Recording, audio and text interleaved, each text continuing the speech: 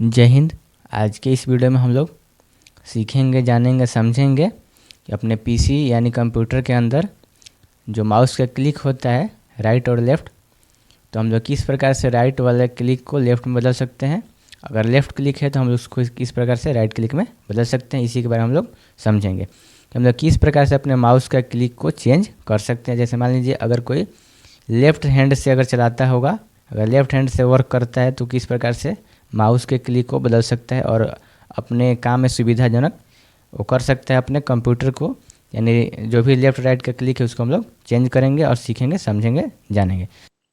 तो जैसे कि सबसे पहले हम लोग अपने पीसी में यानी कंप्यूटर में आएंगे और आने के बाद सबसे पहले हम लोग सेटिंग्स को ओपन करेंगे, यानी विंडो प्लस विंडो के साथ आई प्रेस करेंगे तो हम लोग का कंप्यूटर में सेटिंग्स ओपन हो जाएगा।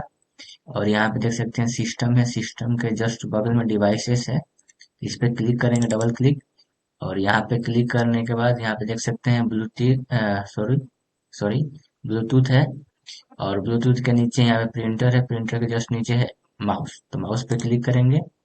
और यहाँ पे देख सकते हैं ऊपर लिखा है सेलेक्ट योर प्राइमरी बटन, तो यहाँ पे लिखा है लेफ्ट, इस पे क्लिक करेंगे और यहाँ से राइट पे चेक कर देंगे।